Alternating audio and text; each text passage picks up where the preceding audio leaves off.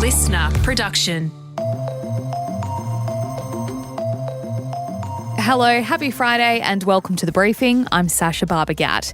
Australia is playing host to the King and Queen for the next 5 days, with Charles and Camilla touching down in Sydney tonight. Inevitably, when a royal comes to town, the debate about whether we should become a republic rears its head. So, what's the current state of play? And are we any closer to breaking away from the monarchy?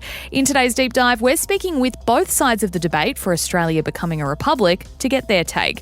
First, though, it's time for the headlines with Helen Smith. It's Friday, October 18. Morning, Sacha. Liam Payne's cause of death has been revealed after the 31-year-old singer fell from a balcony at a hotel in Argentina.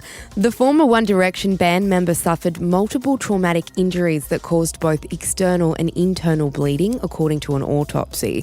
The tragic news broke yesterday morning our time, with authorities still trying to piece together Liam's final moments. There are reports he had been battling mental health and addiction issues, while Reuters says hotel staff had called police in the moments before his death to report an aggressive man who might have been under the effects of drugs or alcohol.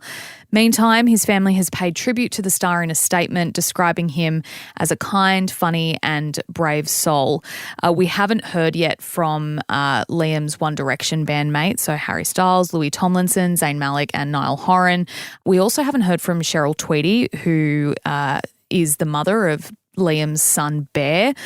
She hasn't commented yet either, so we've just heard from the family at this stage. But also the thing that we've really seen is the outpouring of love and support from his fans, which, boy bands, while they cop a lot of flack, people flock to them and identify with them and get joy and love and comfort out of them. So, seeing all these fans building outside the hotel in Buenos Aires was really kind of sad to see. They were genuinely upset. And one of the reasons Liam was actually there is because he was also supporting Niall, one of his former bandmates. And yeah, it is a really tragic story that did come very suddenly, and so many fans have been affected. We've seen this across social media, and we are doing a deep dive today on the psychology of celebrity deaths and how we react to that in this day and age with social media, TikTok, and also that feeling of what do celebrities owe us? How many details do we need to know?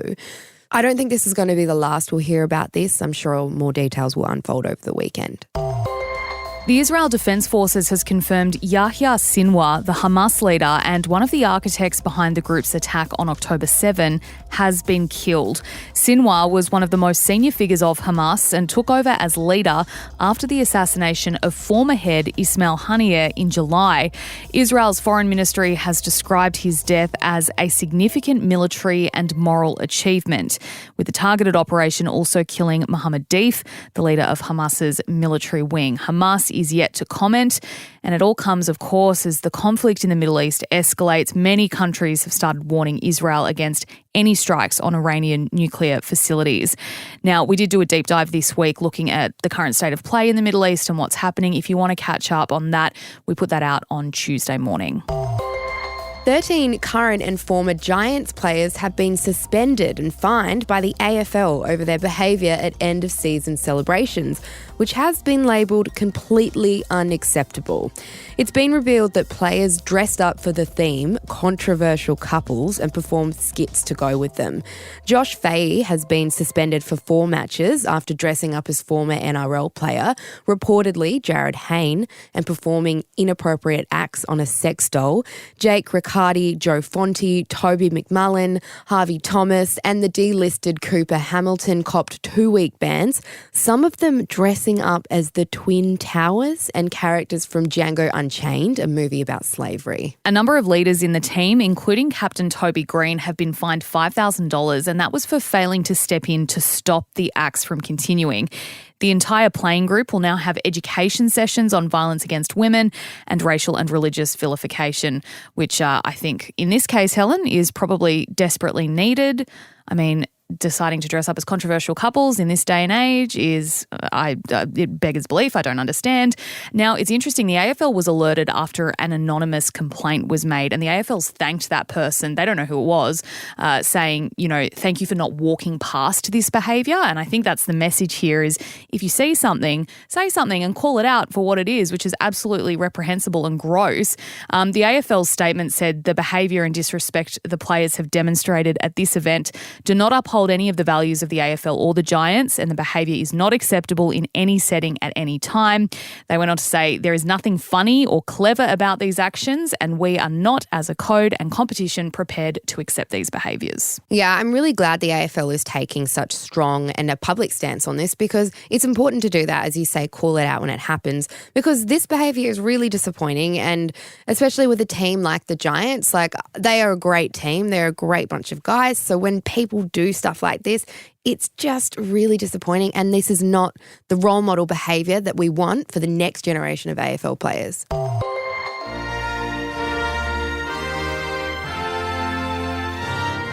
And the sails of the Sydney Opera House will be lit up in images of King Charles's previous royal visits to Australia tonight as he touches down with Queen Camilla for a 5-day visit. The pair will only spend time in Sydney and Canberra.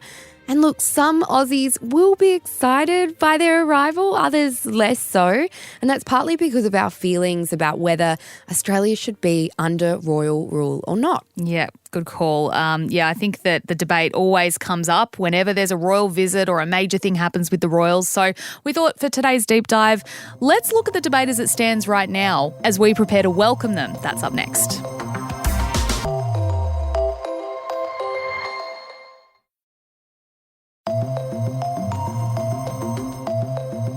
It's been a year since Australia voted in the Voice referendum, the first since the 1999 vote on whether we should become a republic. Both polls failed. 25 years ago, Australians voted 54.9% in favour of remaining part of Britain's constitutional monarchy. But far from putting the issue to bed, it's only continued to bubble away and tends to rear its head around major royal events. The Queen's death in 2022 sparked the conversation again, and as we prepare to welcome the King today, some are wondering if it's time to debate it. So today, we're bringing you the for and against of this never-ending conversation to get the current state of play. First up, let's hear from the Australian Monarchist League, which is in favour, unsurprisingly, of remaining under the Crown and part of the Commonwealth. The group's representative, Alexander Volz, joins me now. Alexander, thanks so much for joining us on the briefing today. To kick us off, how excited are you for the King's visit? Well, thanks so much for having me, Sacha. It's great to be here. I am looking forward to the visit. I think it'll be a historic visit. It's the first time an Australian king has visited Australia, and so I think that there'll be hopefully a groundswell of support among patriotic Australians who turn out to see the king.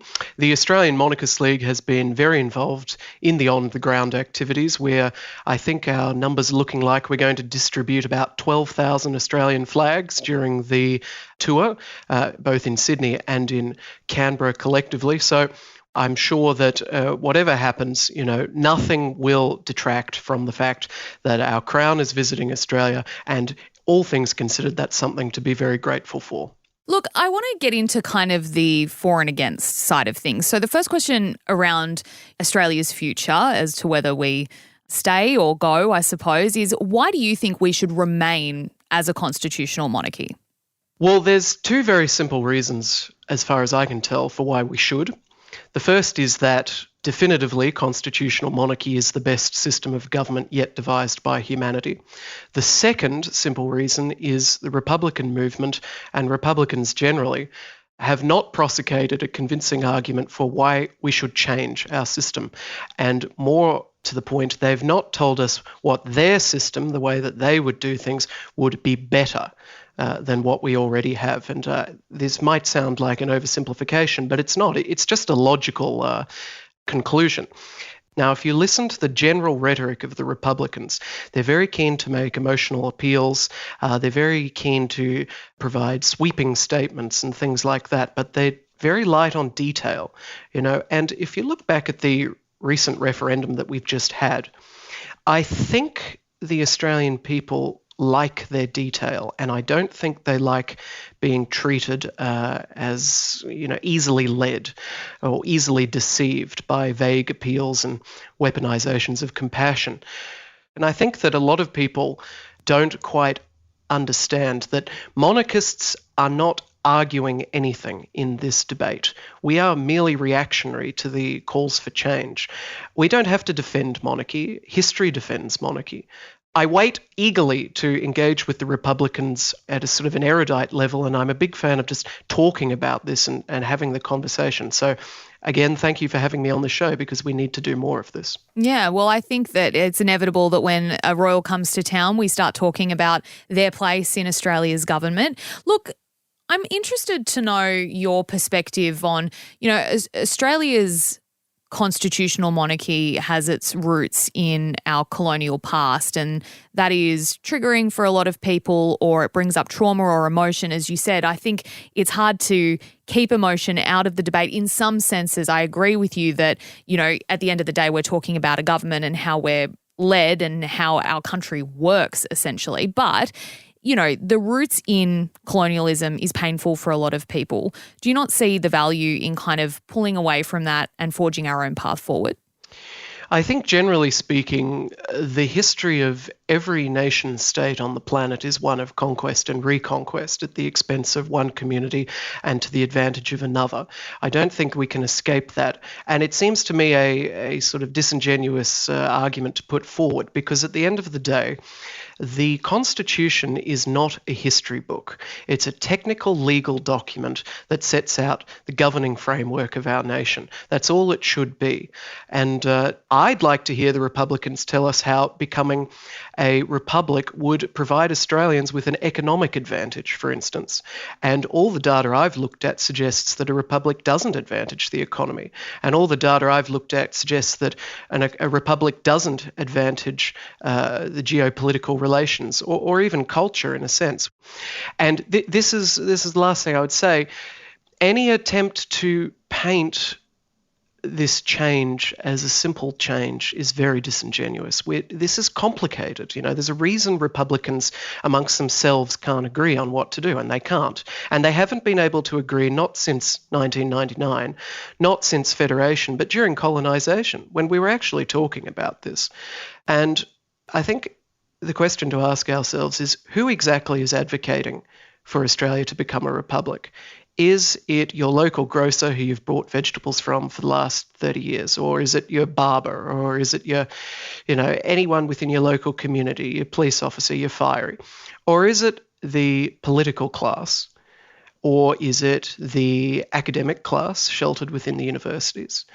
Just what are the motivations exactly behind the people who are pushing for a republic? I think that's something that everyone should seriously ask themselves. Yeah, no, that's a fair point. King Charles himself recently stated that he wouldn't stand in the way, and I don't think he necessarily is in a position that he could, but he wouldn't stand in the way of Australia becoming a republic, that it is the choice of the Australian people. So why not put it to the people again and ask them the question? This is an excellent thing that the King has done, in my estimation. First of all, it's historically informed, because the late Queen said exactly the same thing ahead of the 1999 referendum. She said, it's the people's right to choose.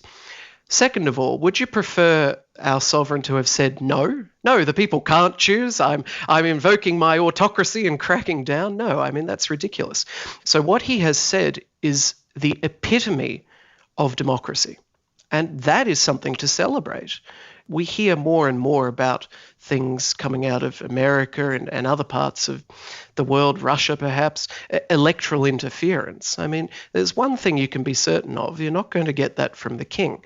He will always respect the people's right, as is vested in them by the Constitution, to govern the constitutional direction of the nation. And that's a special thing. So no, the Australian Monarchist League doesn't oppose the King saying this at all. You asked also about why shouldn't we put this argument to the people? I will briefly touch on an economic reason for doing so. Based off my numbers, if a republic referendum were to occur in 2028, that would probably cost about $556 million or so, something like that. Now, the Australian Republic movement estimates that the only expense we've spent on the royal family in a 13-year period has been $6 million on assisting royal visits. So simply for the same price of having the referendum and asking the question, we could finance royal visits for the next 1,204 years. The taxpayer pays, if those numbers are correct, about 3.8 cents a year to assist royal visits when they occur. Conversely, the taxpayer paid $33 for the voice referendum, and that will only go up over time. Look, before we let you go, what do you make of the campaign launched by the Australian Republic movement to, quote, wave goodbye to the royal reign while King Charles is here? Do you think it's offensive? I think it's juvenile. I don't know if it's going to translate on the ground. And this is my point. I don't think Australian people want these cheap jibes, if you like. They want a long-form, considered debate. Now, at least in the lead up to the 1999 referendum, we had a constitutional convention in which delegates from all sides of the aisle put their views across in an erudite fashion. But Monarchy, the Farewell Tour, it's not very erudite at all. But it's not so sensitive, is it? The king has cancer. He's a cancer patient. He doesn't have to come to Australia. He's making the effort, as is his duty as our sovereign, even as someone who's quite ill, to be honest. He's coming in between treatments. And to go round putting up posters that say, Monarchy, the Farewell Tour, it's a little bit macabre. It just misses the mark, in my view. That was Alexander Volz from the Australian Monarchist League presenting his side's case. Now let's hear from the Australian Republic movement's Esther Anatolitis, who I'm sure is itching to respond to some of Alexander's claims. Esther, welcome to the briefing. We'll get into your rebuttals of some of the pro-monarchy movement's claims shortly, but first off, are you excited for the King and Queen's visit? When we have that rare visit of an Australian head of state, it is just a great opportunity to have those important conversations about what we value as Australians, about how little sense it makes in contemporary Australia to have a head of state who inherits the role by birthright. Australians are a richly diverse people. We value equality, fairness, a fair go for everyone. And we have a whole bunch of democratic institutions that we value as well, but we're not a fully realised Australian democracy until we have a head of state who is elected by us and accountable only to us. Why do you and why does the movement think that Australia should become a republic? It just does not make sense in Australian democracy to have a head of state who is a part-time head of state, serving many head of state roles in other nations, who lives very, very far away, doesn't work for us full-time, isn't responsible to us and isn't accountable to us, was never elected, inherits the role by birthright. Australia is a country where, there's more than half of us now were either born overseas or have one parent born overseas. We have a strong First Nations culture, 60, 80,000 years or more. This is not a nation for whom a head of state who lands that role by birthright makes any sense. It's not equitable and it's not democratic. I'm curious, you said that, he's a part-time head of state. What difference would a full-time, quote-unquote, head of state make? It's a great question. It's been 11 years since a previously, sitting Australian monarch visited Australia. So that tells you just how very part-time it is. A full-time head of state would be an advocate and a champion for Australia, would help with our global trade and cultural relationships, would continue to perform a role in Australian democracy, which is above politics, as well as those kind of formal, cultural, financial, political, and above politics, those democratic aspects. There's also that unifying figure. We see every time a Commonwealth Games or Olympic Games gets opened, our head of state is not cheering for Australia. They're not advocating for us full time. They're looking after our interests. It's not equitable. It's pretty risky to have a head of state, whose sole focus is not us. It is just illogical. Now, prior to yourself coming on, we did speak to Alexander Volz from the Australian Monarchist League, and one of the main arguments that he put forward was why distance ourselves from the status quo when it works so well? Now, he had a couple of additional points that I will get to, but first off, let's address that issue. What we have now arguably works. We have, we don't pay money to the British monarchy. We get to make our own laws, and we have very little, if any, interference from overseas and from the British monarch. So why challenge what has worked for us since colonisation? I think that's the great question there is, since colonisation, in the early days, it absolutely made sense for Australia to be governed remotely and to have figurehead vice-regals here, the Governor-General and then the state governors. Australia is now a sophisticated, unique, globally connected multiculture. It's really difficult to sort of pinpoint whose interest it possibly serves having a king, having a monarch who is based overseas. It is not who we are as Australians in any way, shape or form. But contemporary Australia is not a nation, a community that gets administered by a foreign power, a foreign monarchy, a head of state that is based elsewhere. It's that fundamental question of who we are as Australians and how we see ourselves. And nobody, very, very few people in Australia, I imagine, would see themselves as fundamentally subject to a monarchy from another country. It just makes no sense at all. Another argument is that this debate has become too emotional on the side of the Republic movement, that it's all based in, we should have this because we are multicultural, or we should have this because we don't want links to our colonial past. He argued that it is an emotional issue when it should purely be something based on fact and intellect. What's your response to that? Well, Australians are emotional and we're also intellectual. What strengthens Australian democracy isn't a king or a monarch who is based very far away. When we look at the great strengths and stability that we have, it's because of our key democratic institution. It's because of the strong separation between, for example, church and state. It's the Australian Electoral Commission that allows us to have, consistently free and fair elections all over Australia.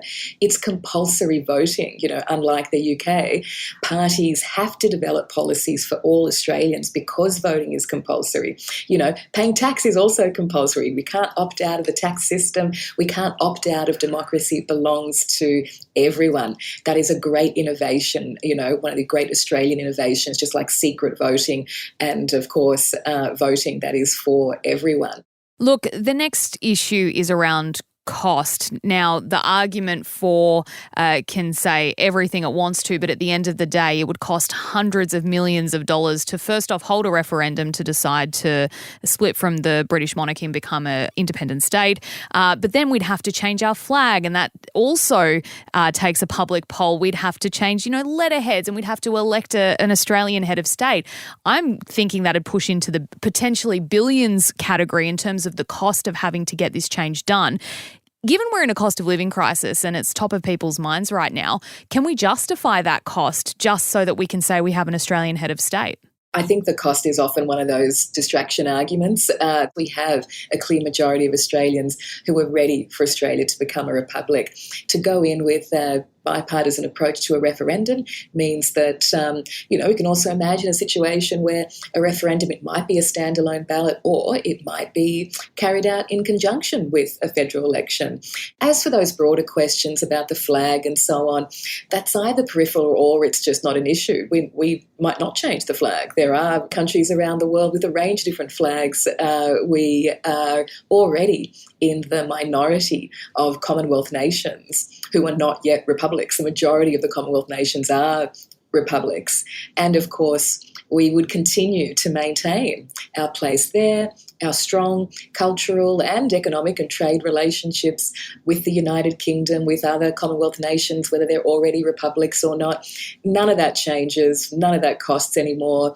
We're simply in a position where we can indeed benefit financially as our head of state, again, working for us full time, is actively out there negotiating trade deals and other important state to state, head of state to head of state relationships. Esther, before I let you go, there is something that was made, a claim that was made by Alexander in our chat that I wanted to put to you and see if you had a direct rebuttal for. Now, this is a quote from our interview. He said, constitutional monarchy is the best system of government yet devised by humanity. I thought it was quite a bold claim. What do you think? Oh, look, it's it's hilarious, isn't it? I mean, goodness me. Thinking of, our fellow human beings around the planet and how they would assess that, I don't think that anyone, I can't imagine many people who would be agreeing that humanity's greatest achievement was a monarchy that entrenches differences between people, that entrenches privilege, that entrenches heredity and so on. We need only look at Australia's First Nations, hundreds of First nations across this country, across this continent, whose sovereignty, of course, over this land has never been ceded, who for 10,000 or more generations have lived harmoniously with systems of governance that hugely predate the concept of monarchy.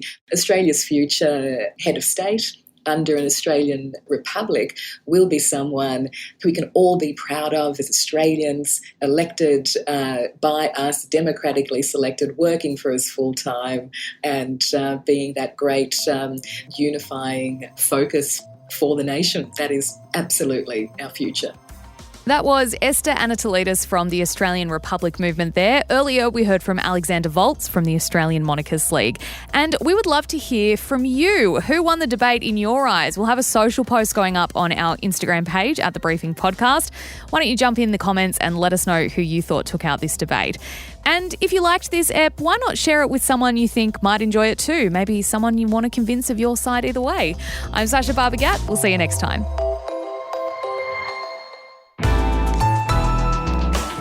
Listener.